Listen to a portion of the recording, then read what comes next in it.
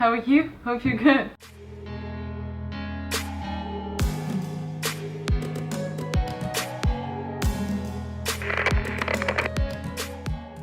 Also, there's people playing outside, but there's nothing I can do about it. Oh man, I wonder how much you hear. I closed the window and everything. What can you do? Many welcomes to the first day of the top 7 week. I'm really excited. You know how I keep talking to you guys how I never cry on books and stuff, but that doesn't mean that they emotionally don't tickle me, you know. There's some books that completely just ruined me for days and I had to, like, you know, take a break and just were very, very thought-provoking. So I'm here to tell you my top 7 of all time for those. So books that made me feel things. Funnily enough, I don't actually have any hard copies of these books. I mean, some of the books you will have heard about, but some of the books I have never mentioned in my channel, although they do play a massive role in my development and my just mental growth and everything, basically. They're just very important to me. Anyway, let's stop rambling and let's go do the thing. Top 7 is like the lowest, but it's still like top 7, so it's still quite high. And then the number 1 is the number 1. Duh. So I know I said how like some of these are the books that I've never mentioned, but this is the book that I constantly mention, and you're very well aware that I am a fan. But I had to include this because it was such a massive part of me growing up, and some of, you know, the dilemmas and just themes of death and everything came from this book, even though it is children's to YA, and of course it's Harry Potter. I don't feel like I have to like go on about this. The whole series, I had to include it, I had to just get it over with. So it's a number 7 because feels happened, so I'm sorry. Number 6 is a little bit of a, I suppose maybe surprising, and it's Astrophysics for people in a hurry. But it hit me in the feels of insignificance in the best possible way. You just something about books, about, oh my god. You have to shout. I hope I'm still like louder than the guys outside. But yeah, Astrophysics for people in a hurry was an absolute delight to listen to because it reminds you of the size of the universe, and it just puts things in perspective, and I really enjoyed that, and I think I listened to it the time of my life that I really needed that, so I think that was really just well planned. So it made the list because when I think about books that made me feel things, that's one of the most recent ones, so made it in the list. Number 5 is a book that I absolutely loved growing up. It's called Snow, and I will insert the cover somewhere here. This was one of my most read authors, this and the other one that I'm gonna mention. This author usually released quite like short books, I don't know, novellas? Not sure on the exact definition. This particular one is really hard for me to remember what it was. I just remember feeling a lot of feelings, but I read it a long time ago, maybe like 11 years ago. This is about an Asian boy who's supposed to choose whether he's gonna be a warrior or something else. Basically he had like 2 traditional choices, but decided to be a poet and writing haikus, and the haikus he's mostly focusing is about snow, and he got really famous all over the place and got visited by a person who is really well known for writing brilliant poetry. And we learned that that person is blind, but he specializes in color, and because our main character only writes about snow, well, his main inspiration is snow. This is about a journey of trying to discover colors and what colors mean, and how we come to the conclusion that color is not something that you see, it's something that comes from within you, and it features things like, it's a very quick read, by the way. It's quite small and it's like easy to read. It's very bizarre. I don't know how it translates to English because I didn't read it in English, but I just specifically remember the chapter where he finds a woman in ice and he just can't contemplate how something as beautiful as snow can hurt someone like that, and it's just really thought-provoking. I found it very thought-provoking. Hell knows if I read it now how I would see it, because I honestly don't remember much. I just remember feeling a lot of things. Number 4 is the book very well known on BookTube actually, and that is The Book Thief, and I feel like everybody gets quite emotional reading Book Thief. I never really gotten anywhere near to tearing up or anything, but I thought it was brilliantly written. I felt things, and it is number 4. It's set in Germany during the World War II, and is just showing things from a perspective of a German family who is the family is sheltering a Jew, and it's very heartbreaking, really, and it's just, I feel like I don't need to like explain a lot of things about this book because, as I said, it's all over the BookTube, so you probably know enough about this book, but I really enjoyed it. I listened to this on audiobook and it was really quite good, and I really recommend it in that format because it is quite a big book, so you're a bit afraid but you're still very intrigued. I would recommend the audiobook because for once it actually is nice.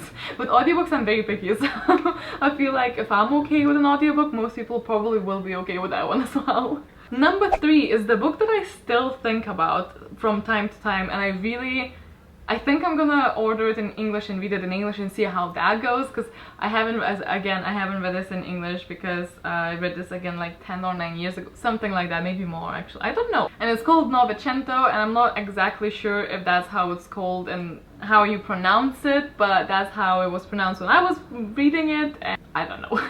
This is the other person that I read the most of when I was growing up. I adored his writing style and I adored his book, and it was very interesting to me. I actually don't know if he's classed as a young adult or an adult writer. This book definitely isn't young adult.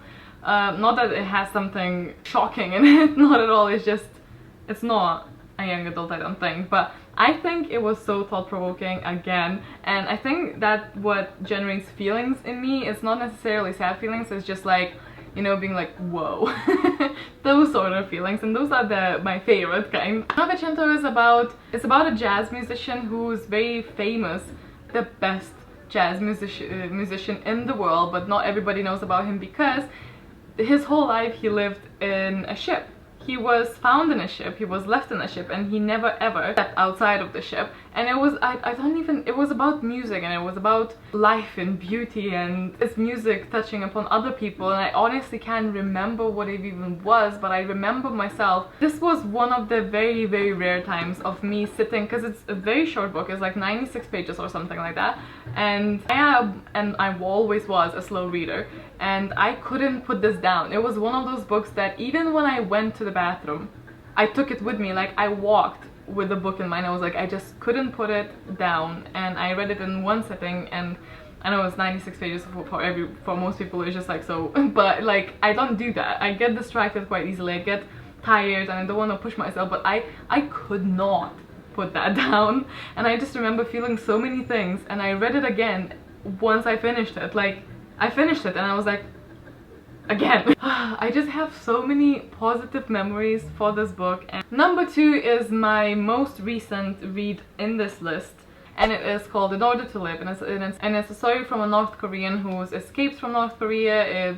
She escapes to China and then South Korea, and the regime of North Korea looks from North Koreans' perspective and how it looks from an outsider's perspective, and about the struggles and human trafficking and sexual assault, and it's very heartbreaking, and it's quite hard to listen to, but I thought it was very educational and I enjoyed it immensely. If enjoy is the right word for it, I found it very interesting, and I found that it hit in the feels.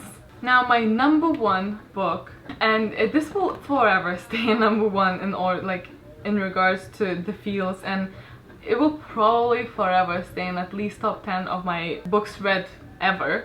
And that is actually a book by a Lithuanian author, which I know might not sound strange to you, but I was not a fan of Lithuanian writing whatsoever, and this is the only book that I thought was amazing. It was such a brilliant read.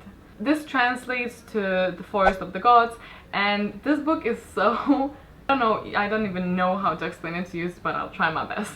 So Valesco, who was the author for this book, was a lecturer in Vilnius University. He was a literary critic, a poet, and a dramatist. And he wrote this memoir, fictional memoir, after he came back from a concentration camp in Stutthof, and this is a very bizarre read, let's say that. It's the most ironic, grotesque, and sarcastic book that hits you full on in the feels and makes you laugh while crying at the same time. This is such a unique book, I cannot even explain it. It actually has a really high rating on Goodreads, so I'm sure I'm not the only one feeling that way, and I wish it was translated, because it was translated in English. I don't know how accurately or how professionally it was translated in English. I know it's quite hard to hold of this book, although I do know that ebook versions do float about somewhere. I wanted to mention this book a while back in my videos, but then I realized, like, what is the point of me mentioning this book if you guys cannot get it if you want to? But I think if you look hard enough, you're gonna find a translation somewhere. I just don't know because I haven't read it in English. I don't know if it's a good translation or not. It's a very, very bizarre writing style, and I don't know how it would even I wouldn't say he jokes. He writes in such a grotesque manner about death and rotten bodies and just the daily life of the concentration camp. As it says on the Goodreads page, the concentration camp becomes a miniature module of the absurdity of the world, and I think that is very, very accurate. It's just such a... I don't even know how to explain this. I know I've said that so many times, but I feel like you need to read to appreciate the irony, the sarcasm, and just the brilliant way of phrasing words to get your meaning across for such a cruel topic.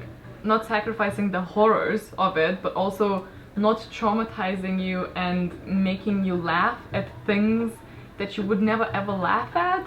It's a really, really bizarre book, and I cannot actually believe that it was in our required readings. I'm sure it was like when we were 16 already, for sure, but still, there were scenes in there that were really questionable, but I suppose they needed to let us know what was up, especially because our grandparents' generation, or sometimes even parents' generation, was in that kind of situation. If you are interested in this book, I highly recommend you try and find it somewhere. Again, I don't know how easy or hard that would be. So that is it for the day one. I'm very excited. I hope you like this video. I hope you watch the rest of them. As I said, it's gonna be every single day. So I hope you like it. Let me know. Let me know the top one book that hit you in the feels the most down below, because I wanna know. Thanks so much for watching, and I will see you tomorrow. Bye!